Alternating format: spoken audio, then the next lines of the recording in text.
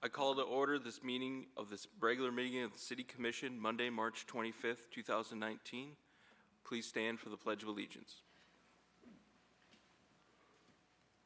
I pledge allegiance to the flag of the United States of America and to the republic for which it stands, one nation, under God, indivisible, with liberty and justice for all.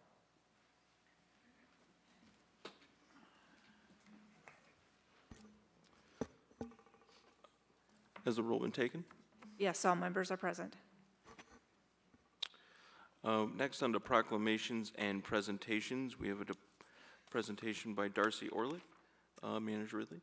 Yeah, this is just our normal presentations we've been doing the second meeting of every month from our departments, and this month's department is Public Relations, and Darcy Orlick is here to run us through that.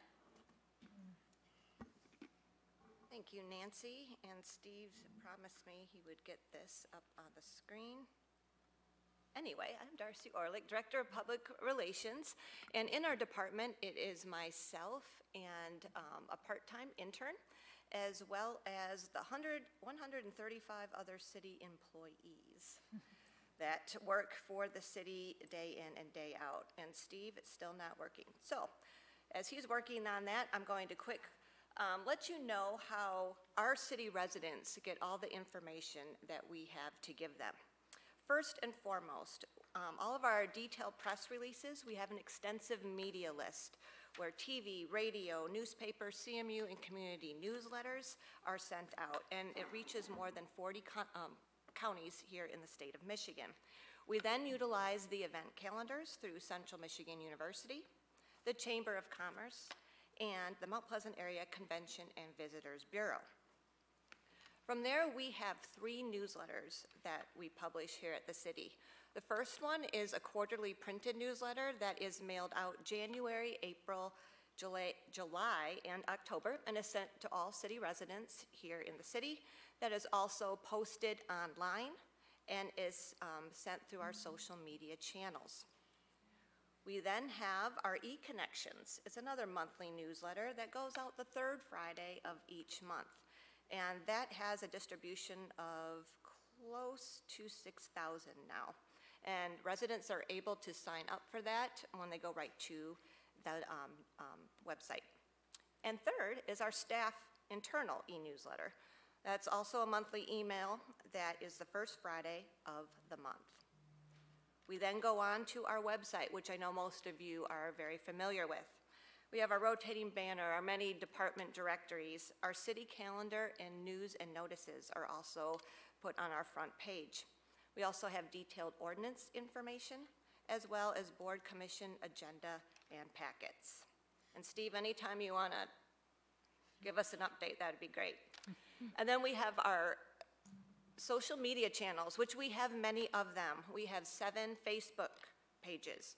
We have 5 Twitter pages, 2 Instagram accounts, a LinkedIn account where we have all of our job postings, and we have our YouTube channel, which we live stream our city commission meetings, our planning commission meetings, and our zoning board of appeals. And we also have our Mount Pleasant City blog. And that has news, events, and public safety information. And it also has our pre and post city commission meeting information. So for example, what to look for at tonight's meeting, and then the summary of minutes. That content is then shared across social media platforms, and it's also very mobile friendly for our residents. When I bring up mobile friendly, that leads us right into a good transition into our Mount Pleasant City Link. And that's a free app for mobile devices that can be downloaded on the App Store and through Google Play. Those features, they report and track neighborhood issues, and then also it's another very mobile-friendly way for citizens to connect with the city. And I sure wish you could see this presentation because it looks pretty good. Then we have MAC TV, channel 188. As we all know, we are being broadcast live right now.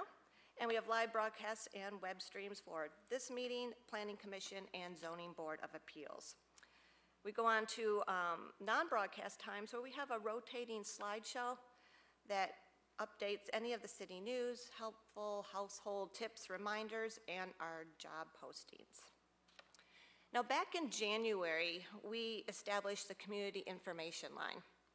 And that was due to the fact that we had a little bit of winter weather this winter as far as trash and recycle delays. For those residents who do not have access to the internet, to the computer, or any of our social media channels, we're kind of missing a vehicle to get in contact with those residents. So we set up a community information line where they simply can call in and they can hear my lovely voice or some of my coworkers giving the weather-related delays, possible road closures, and any other information. So that is how we communicate with our residents. And then a lot of you have been able to see the Meet Here branding campaign. We unveiled that on November 13th, and it was a community movement that was started several years ago. It's when our city and our Convention and Visitors Bureau were both going through a rebranding, or discussing going through rebranding at the same time. They joined forces. Then who added on to those was Michigan Economic Development Corporation, Charter Township of Union, and Middle Michigan Development Corporation, as well as Mid-Michigan College. So we all worked together these last several years, and we formed 4 project goals. The number 1 is identifying and owning our community sense of place. Who are we? Once we figured that out, we're like, what is the consistent message that all of us will be excited to share? And then with that message, how do we make an impact both inside and outside of our community? And we're hoping that that impact results in growth opportunities. Hey, Steve, an update.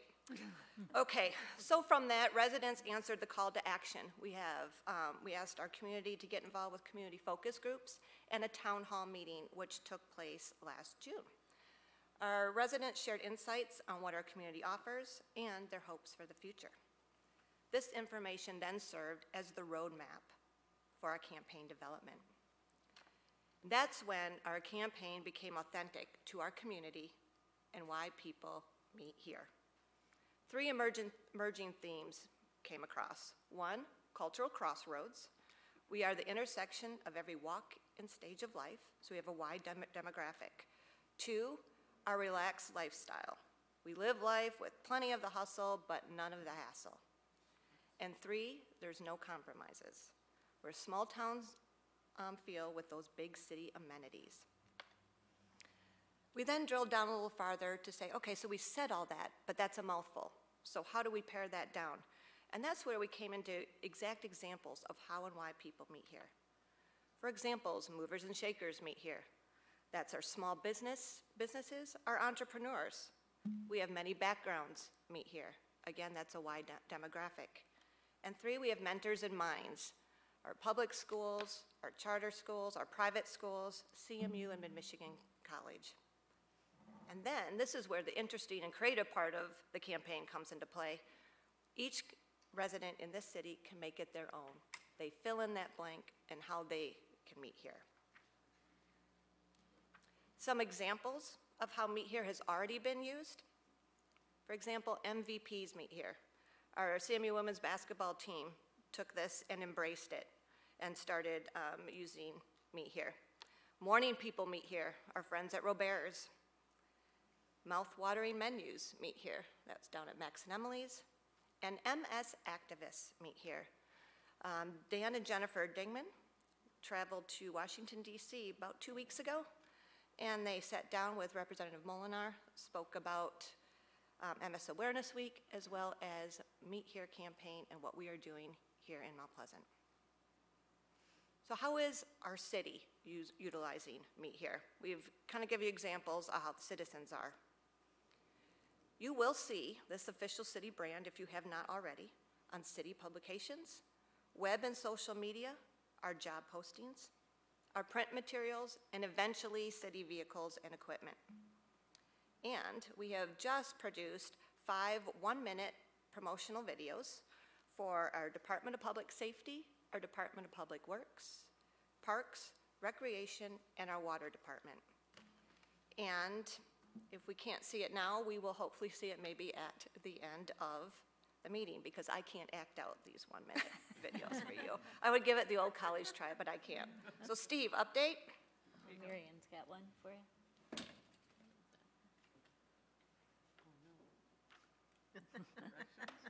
Back to old-fashioned communication. Okay. We might do this at the end of the meeting. So is there any questions? Yes, Tony? Would it be possible for you to come back at another meeting when the technical? Yeah, I really would have loved to have you here at 1:30 this afternoon when it all worked. And we can get you copies of the PowerPoint too. We can email those out to you so you can at least see those, and then we'll just have to worry about the videos. Doesn't help the people at home, though. The viewers at Sure home got does to view not. it. Yeah, and we can maybe see if we can post it. So Mary Ann just said the viewers at home were able to see a live feed of it. We just couldn't get it up on the screens here. So we'll get it to you guys. Yeah. Yes, Commissioner. That's a good lead-in to my question. You would be able to see it, you know, if you were going to the YouTube, but if you're old-fashioned and actually like to watch the program on television, I have noticed, at least in the last few weeks, that the rebroadcast of the meeting seems very far behind. Like right now, the one that's being rebroadcast is February 11th. And I just wondered if there was, and I know that hasn't generally been the case. A lot of times it's maybe a week, but this is 6 weeks. So I just wondered if something had happened, if there was a reason why.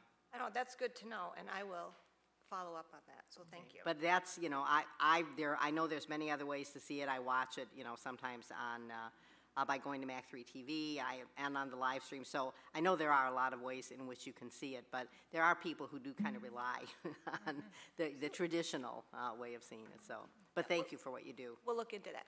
Any other questions? I just had a comment. Thank you, Darcy.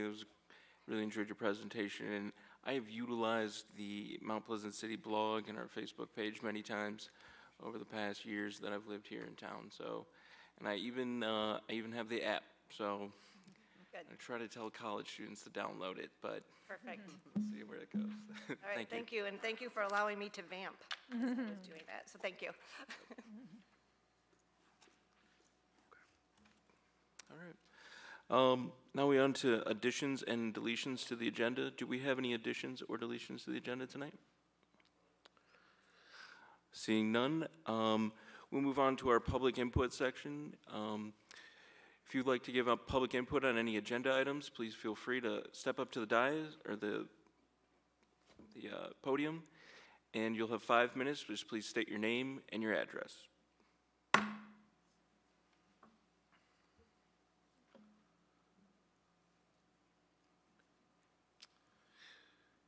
Is there anyone who would like to give public comment tonight? Okay. Seeing none, I will close this public comment section. Now we move on to receipt of petitions and communications. Manager Ridley, would you like to go over?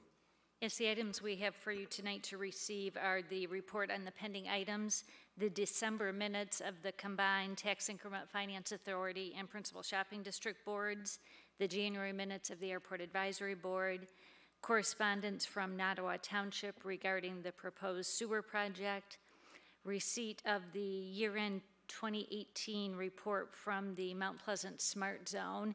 You'll recall in 2017, we asked the LDFA board to work with Middle Michigan Development Corporation and the CMU Research Corporation to provide a report that talked about the activities that happened in the Smart Zone and the measurable types of things that they had accomplished. And so this is the year-end report that they've provided. I expect that we will be having both Mr. McBride and Ms. Strang at one of our future meetings to present on the proposed conceptual plan for that. So if you have specific questions on the 2018 year-end report, we could pass them on to them to address at that meeting if you would like. And then we have the standard notice that we provide you when we implement a temporary traffic control order. And this is temporary traffic control order number 2-2019, which was the removal of some of the no parking signs on the south side of Preston Street. And as you know, these are in place on a temporary trial basis for 90 days so that we can observe the behavior that happens with the change in the traffic control order, and then a recommendation is made to you whether to make it a final order or not. And then lastly, you have a correspondence that was received regarding that temporary traffic control order from one of the residents on the street. And I lost my tag, but it came from Anthony DeLellis of 1204 East Preston. Moving on to the consent calendar items. Consent calendar items are items on the agenda that have an asterisk next to the number. Nancy, would you like to go over or are there any items that would need to be removed from the consent calendar? Seeing none, Nancy, would you like to go over those? The items we're recommending this evening are approval of the minutes of your regular meeting of March 11th. Then we have 3 bids for you this evening. The first one is for the Island Park Arts Pavilion site work. And as you'll recall, we previously purchased the structure for the pavilion. And what this contract would do would be providing the assembly of the structure and the construction of the site amenities, including the concrete footings, the floor, the sound walls, and the landscaping. And we're recommending award of the bid to Garber Contracting for $82,440. And you'll recall this project is completely funded by donations and grants that were received. The second bid is for the Broadway Street reconstruction. This is to reconstruct Broadway Street in front of this building, actually all the way from Main Street to just east of the railroad tracks.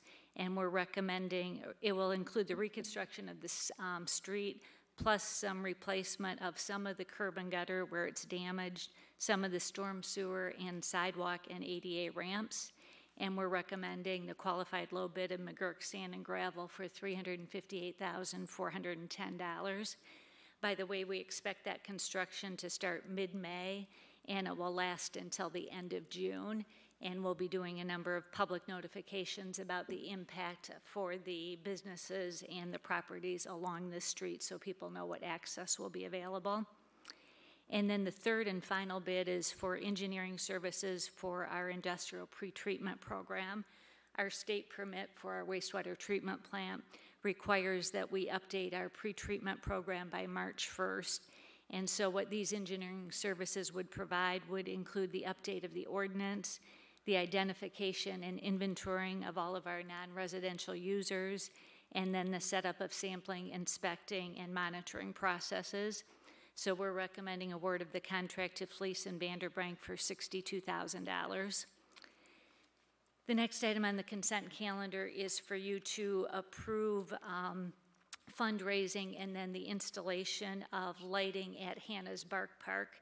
The Friends of the Dog Park nonprofit group is interested in raising funds and coordinating the installation of lighting at the Bark Park. There would be no cost to the city. The Parks and Recreation Commission and staff have reviewed their plan and recommend authorization to move forward. And as with our other park donated projects, we would also include an agreement for the appropriate maintenance and repair of the lighting system. Then we're recommending you set 2 special meetings. As you know, during your last work session discussion, we seemed to reach general agreement to have a goal-setting session, but to break it up into 2 half-days since we couldn't find a full day that worked for everybody. So based on the calendar availability of the 7 of you and the facilitator, we're recommending 2 Saturday mornings, Saturday, March 30th, and Saturday, May 11th from 8 to noon.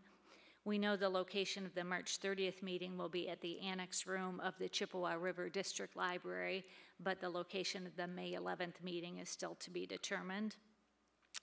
And then next, we're introducing an ordinance amendment for your consideration this evening on the use of our public right-of-ways. And it has to do with the fact that late last fall, the state of Michigan passed a law which changed the local contract or the local opportunities we can have regarding the use of our right-of-ways for small wireless devices.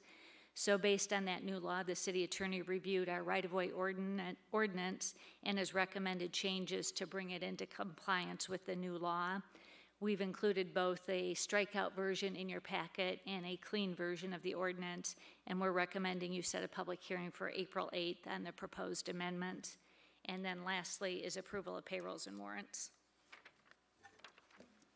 Commissioner Kulik. I move approval of the consent calendar as presented. Commissioner Toles. Support. Any discussion? Seeing none, all those in favor? Aye. Aye. And opposed, say the same. Motion passes 7-0. Our next agenda item is to prioritize and approve submission of city requests for Saginaw Chippewa Indian Tribe 2% allocations. We will first start with, is there anyone who would like to change the priority level of any of the items on the list?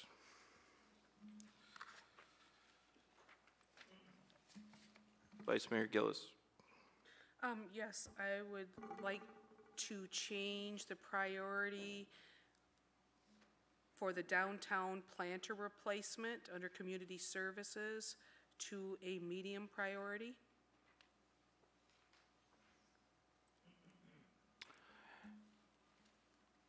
Is there any objection?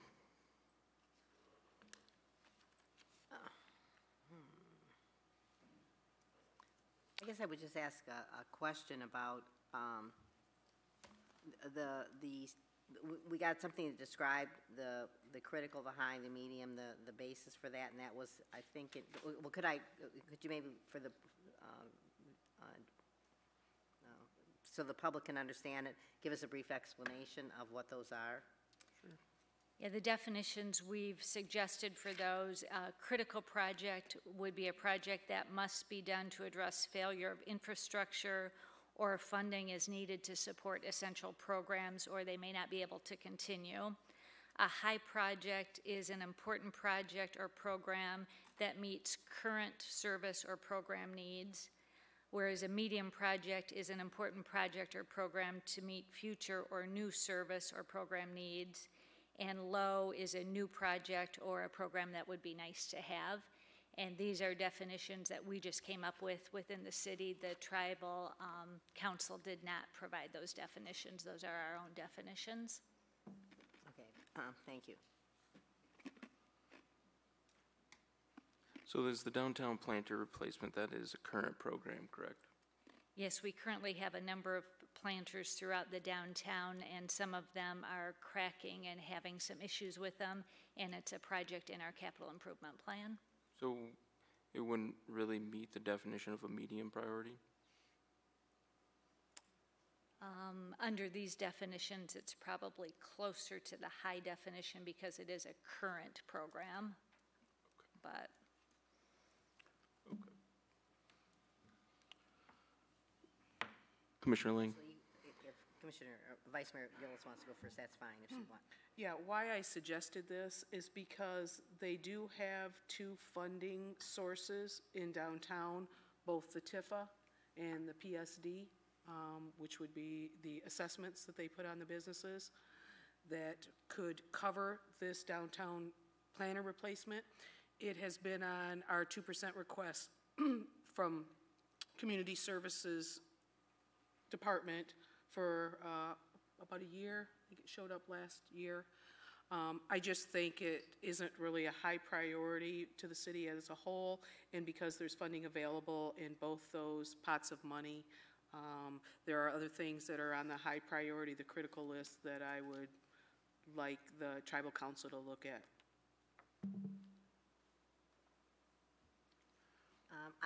I guess I can understand the concern about that particular placement. I guess I would say this.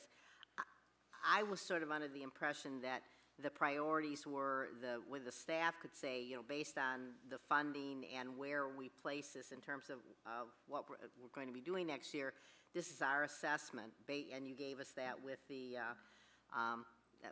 packet. And I would say, from my point of view, we then sort of chime in on that by saying, okay, here's our priorities. So, for example, I'm not going to list that one. It's one of my priorities, but they'll all go. My understanding is they're all going to still go. So in a sense, it feels like the priority list gives the staff a way of letting us know, from our perspective, this is where we would put them. And then the commission goes through and prioritizes them, and that's a way for us to say, but based on what our priorities are, this is how we would prioritize them. So in a sense, I feel like we're already getting to do that. So we don't really disagree on it, because I'm not going to list it either. But I just feel like that's kind of the reason why we prioritize them. So I guess I'd hate to have us start getting into which one, are we going to change the letters on those? But I'm sympathetic with where you're coming from on it. Well, I know we did this last year. Did It was, we? yeah, it was a Yeah. high priority last year, and we put a medium. We, Yeah. in fact, I think made 2 corrections Yeah. on the high, on how the priority was listed, Yeah. so. Okay. With that, I think we'll keep that as a high priority, just because I don't think we have an agreement amongst the commission, so. Moving on, we can start, should we start alphabetical and I'll go last? Yeah. Before we do that, Mayor, could I just clarify something so that our downtown businesses are clear on it? Commissioner Gillis is right that historically we've had those other sources of funding, but we made a significant change in 2019 with those funding sources and made a commitment to the downtown businesses that items that were more infrastructure in nature, such as rebuilding the planters, is something that would be considered with general fund or capital improvement fund dollars. And the TIFA capture was reduced to 0. And so the TIFA board, the funds they still have available to them that were allocated to them are expected to be used for programs that will help with economic growth in the downtown. So I just want to make it clear that that's really not a funding source that the TIFA board is expected to use on infrastructure any longer, just for clarity. In my opinion, decorative planters, I wouldn't put that under infrastructure. I would put them under decorative planters. I don't consider those infrastructure, so. Okay, moving on. We can start, yeah. So I guess alphabetical. We usually started at the end. You want to just start at the end? We can do that. Commissioner Tillis, would you like to begin? We're talking about this list right now. Yep, and just list your top 5. The order is not really relevant, just the 5 priorities that you find I think most important. the Mid-Michigan Investigated Narcotic Team, self-contained breathing apparatus, peak program,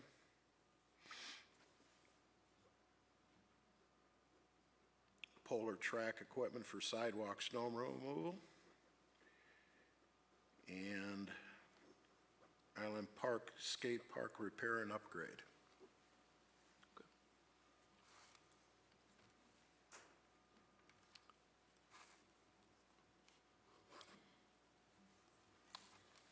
I'm going to go with Peak as one. Can you explain what Project Help is?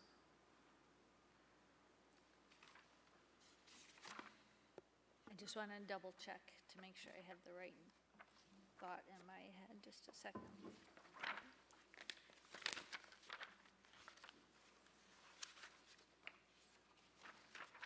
I can't get to it.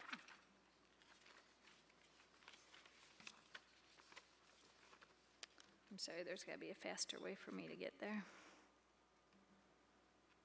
We had 2 of them, and I want to make sure I'm describing the correct one.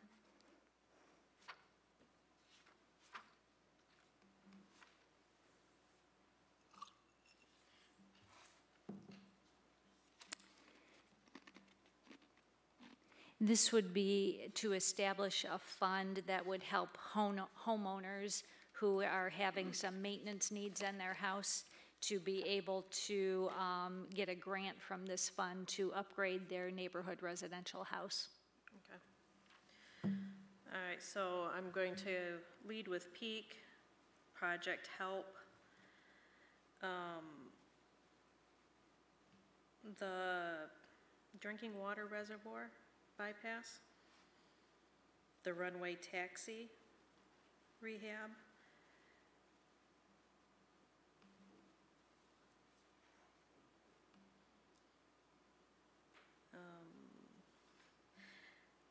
And probably the Polar Track equipment.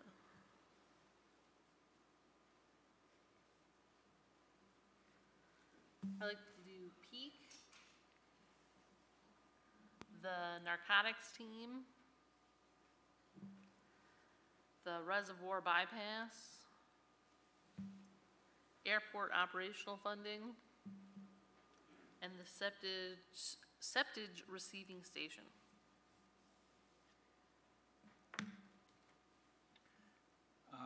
The census preparation, the web redesign, peak, the SCUBA, and the bypass.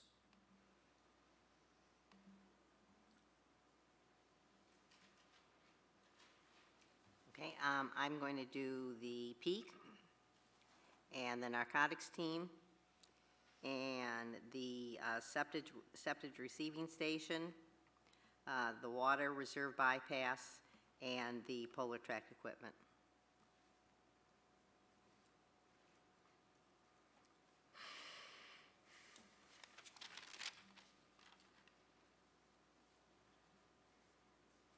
Okay. I'm going to do it in order of preference.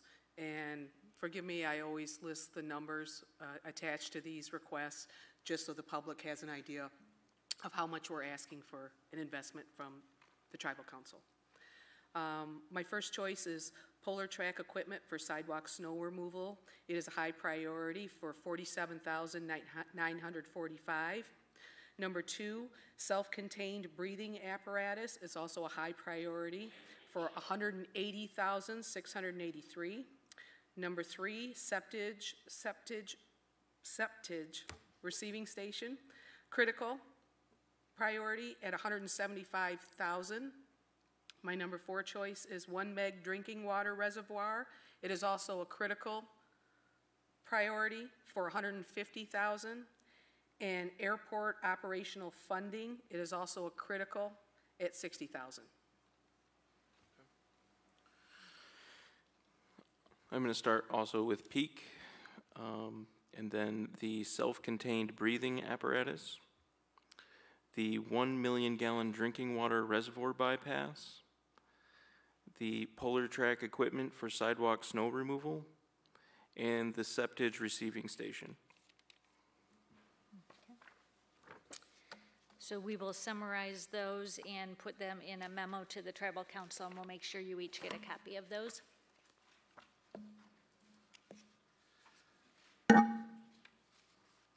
Okay. Moving on to agenda item 13. Is this consider approval of a construction of an addition to Lions Club building at the Pickens Field by Mount Pleasant Area Girls Youth Softball and Mount Pleasant Little League. Manager Ridley, do you have any?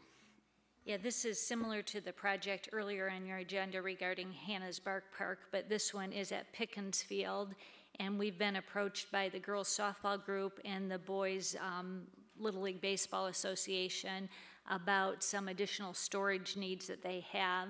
So they've asked if they could finance an addition to the existing building at Pickens Field. We often refer to that as the Lions Club building because the Lions Club originally built that building, and it is now owned by the city, and we have a facility use agreement with the Lions Club that they use half of it for their storage, and we use half of it to store some of our parks out-of-season equipment. So for instance, in the summer, we store some of our snow removal equipment there, and in the winter, we store some of our mowers there. And so what this request would do would be to add on to the existing building, and that additional space would be shared by Little League and girls softball, and we would have a corresponding facility use agreement with the two of them. The Parks and Recreation Commission reviewed it in February and recommend approval. I'd just like to say, well, first I guess we need a motion, right? Move to approve. By Commissioner Kulik and Commissioner Ling. Second? Okay. I just think that this is a really critical partnership with the girls softball and the Little League. Children everywhere are really benefited by participating in organized sports, and this is at no cost to the city. So how much better can it really get? We're going to have storage space for them so they're ready to go when the weather gets a little warmer. It's pretty nice out today, but they're probably not out there. Is there any other discussion on this item? Commissioner Kulik? I have one question. This is Upper Pickens, not Lower Pickens, that's subject to flooding? Correct, it's in Upper Pickens. Vice Mayor Gillis? I would just like to say I appreciate the transparency on this addition to this pole barn or structure. When it was originally approved back in 2006, we were not aware, the City Commission wasn't aware of it being built, and the agreement that had been entailed. So I appreciate the transparency in this agenda item. Seeing no other discussion, all those in favor, vote by saying aye. Aye. Aye. Those opposed, say the same. Motion passes 7-0. Moving on to item number 14, this is consider a resolution for supporting amended rates, fees, and charges at the airport as recommended by the Airport Advisory Board. Yes, at your last meeting, we indicated to you that we would be making this recommendation to the Airport Advisory Board on increasing the call-out fees at the airport. And the Airport Advisory Board did meet and reviewed the new fees and is recommending them as indicated in the resolution. In summary, I would say that it increases the fees for our non-Mount Pleasant-based aircraft and includes additional fees for either after-night services or instances where special services are needed which require more staffing. If these fees would have been in place in 2018 when we had 100 call-outs, the additional revenue that would have been generated would have been approximately $6,000. Because our call-outs are increasing again this year, we expect our revenue that's generated in an annual basis could be even higher than $6,000. So we recommend you approve the resolution as presented. Commissioner Kulik? Move to approve. Vice Mayor Gillis? Second. Is there any discussion? No? All right. I just think this is really vital for our airport. As many know, our airport is an entity that struggles to make money, but it also generates $8 million for the surrounding area. And in this year, we opened up a new position over there, and part of these fee increases will help pay for that new position. So it's great to see our airport growing and making more money. All those in favor, please vote by saying aye. Aye. Aye. Those opposed? Motion passes 7-0. Item number 16, consider subrecipient agreement with Northern Initiatives. A number of years ago, the city received some federal funds to establish a revolving loan fund program for businesses that were looking to expand or locate here. But due to the stringent federal requirements, for a number of years, we were not able to find local businesses who were either interested in fulfilling all of those requirements or maybe weren't eligible for the funds. So we were on the verge of having to give the funds back to the federal government. In 2017, the Michigan Economic Development Corporation came up with a program through the federal government to regionalize the funds and worked out an agreement that if they were loaned once within the communities and then repaid, they would no longer have such stringent requirements on them. But they required an entity to facilitate those potential programs.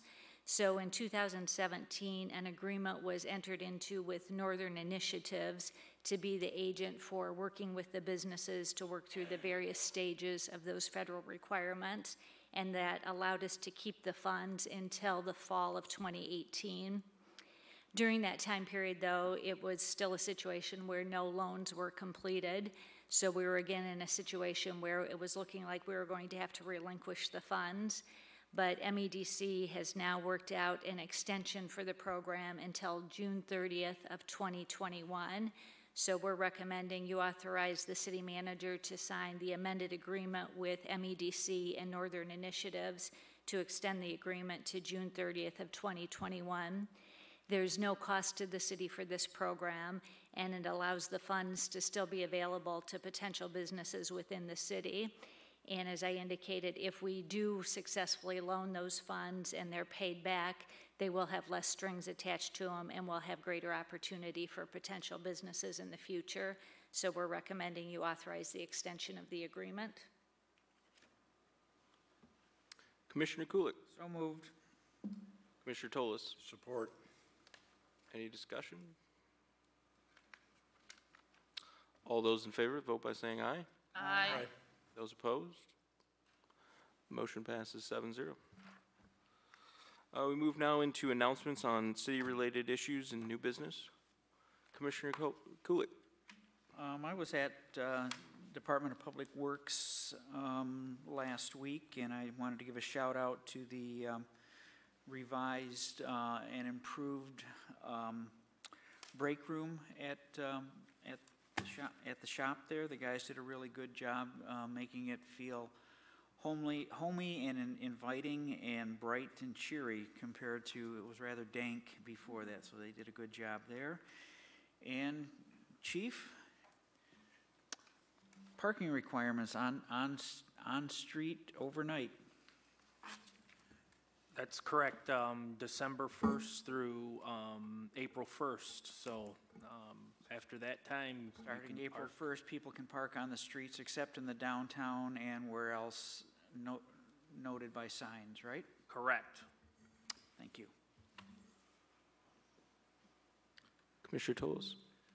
I'm sort of new to the commission here for a little bit, and I happen to be reviewing the deed to the regional center property that I want to pass everybody a copy out of the quitclaim deed that I think we're going to have to review in a while. It's got a lot of covenants and a lot of restrictions on there that I believe is going to limit us from developing this piece of property.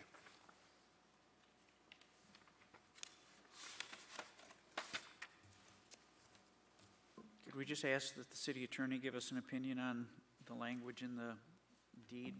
I'm no expert. Thank you. Yeah, I think we should. Nancy? Okay. Commissioner Ling? Just a couple of things. I would like to thank the police department for the statistics that they provided us on what turned out to be apparently a very quiet St. Patrick's Day. So I want to thank the police department for the good work that they have done in the past in communicating expectations, and also want to thank the students and neighbors for meeting those expectations for a very quiet St. Patrick's Day weekend. And also we have some people here who are part of the Friends of the Dog Park, and I would just like to thank them for the work that they put into this, for being willing to raise the money so that we can have lights at the park. The dog park has turned out to be a real asset to the community, so thank you very much for what you do. I'd like to give a shout out to Mother Nature for her help on St. Patrick's Day also. Yes.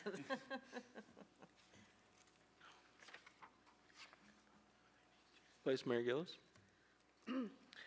Would just like to invite the public to look through our boards and commissions vacancies. Right now we have a opening on the material recovery facility. That's our recycling center. We need someone to join our team to look over those activities there, and also the LDFA, the Local Development Finance Authority, that's in the Smart Zone at the south end of campus. We also need a city community member, has to reside within the city, to please look on mountpleasant.org under boards and commissions. You'll see an application and another page that gives a little bit of a background on what those boards do, and please, if you're interested, please put your application in. I also would like to remind the public that you can look at review any of our city commission meetings along with any government entity on MAC TV. On their website, you can go to videos online. It gives a side menu where Union Township, Zoning Board of Appeals, Planning Commission, our city commission meetings, several different types of governmental entities are listed there if you want to see the meetings or review the meetings. And also on our mountpleasant.org website under City Commission, there at the very bottom under all of our pictures is email addresses to all of us. So that if you have any concerns or you want to reach out to us or you want to send a letter to all of us, all you have to do is click and drag and copy those 7 email addresses and send us your opinions, your views, your concerns.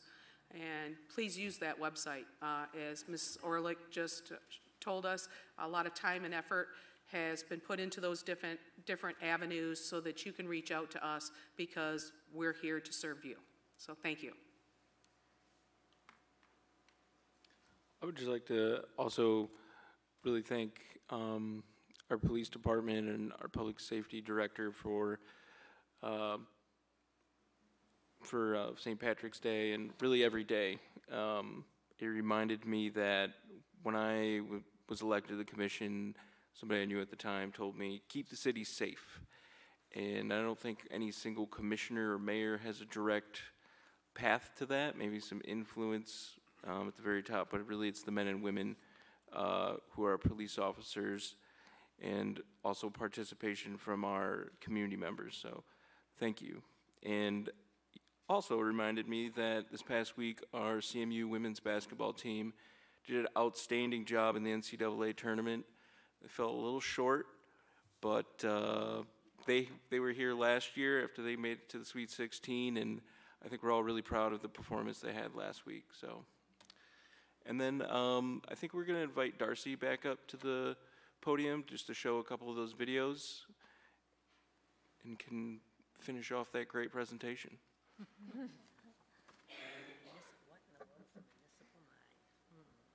Okay. This first video is the Department of Public Safety. Committed. Committed to serving with pride, integrity, and compassion. The Mount Pleasant Division of Public Safety is committed to making our community better and safer. Our police and fire crews are dispatched to calls throughout our community to ensure the safety and well-being of all of our citizens. We foster relationships from students in the classroom to business owners within our city. We're passionate about learning. Our officers participate in extensive and frequent training that aims for excellence in all service areas. We value our community law enforcement partners and cultivate opportunities to provide a safe environment for all.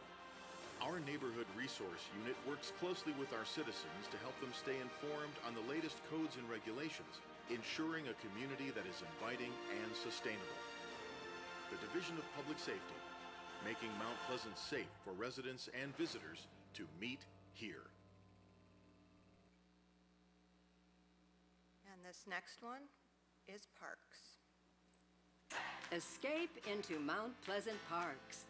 Escape into outdoor experiences. Our parks enable active lifestyles and promote connections between nature and our community. Our trails pave paths for adventures, and our parks promote family togetherness. They are accessible to all, including our furry friends. Park staff arranges activities or lets you create your own. Our structures are made for celebrations or just catching a break from a long run. Mount Pleasant Parks embrace the relaxing Chippewa River to help you take a break from your digital duties. Our team is passionate about giving this community all that nature has to offer. The Parks of Mount Pleasant. Make it your mission to meet here. And there, like I said, we have 3 other videos: Recreation, Water, and Department of Public Works. And I do have to say that we have spectacular people that meet here in the city of Mount Pleasant. Because as you saw in both of those videos, we had private citizens, our neighbors at CMU, that didn't have a coat on and pretended like it was a nice fall day. We also have to thank the WMHW station manager up at CMU for lending his voiceover talents, as well as Dr. Sue Ann Martin, founding dean of the College of Communication and Fine Arts, for also providing her voiceover talents. Darcy, I used to be a seasonal over at the water department, so I'd really like to see that video. Is there somewhere I can look that up? Yeah, we're going to start unveiling those on our social media channels, and we're working into some other avenues to get those out to the community. We'll have them eventually then located permanently on our website, and then these will be great tools for when, again, the 137 city employees go out and about telling our story within our community and outside our community. Okay, thank you. Thank you. Was this in-house produced, or did we pay somebody to do it? It was produced by Drone the News. Zach Huffman is CEO of that. He just graduated. He's a graduate student last May from School of Broadcasting and Cinematic Arts, and he won the New Venture competition last April. He is starting, obviously, his own company, and while he was still in town, I touched base with him and said, hey, how would you like to do 5 one-minute videos? So obviously you saw some drone footage as well as some other standard shots. Thank you. But the people in the video are not actors. They're real people.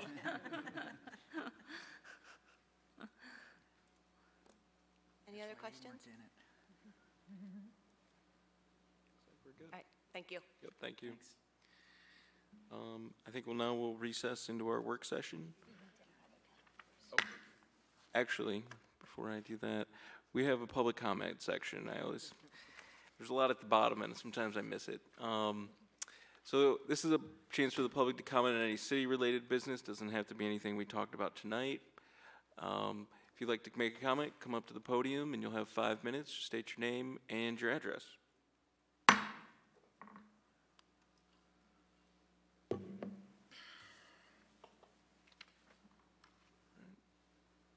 Anyone would like to make public comment? Seeing no one, I will close the public comment section. And now we can recess into our public work session. We'll be discussing our priority topics for further work sessions tonight.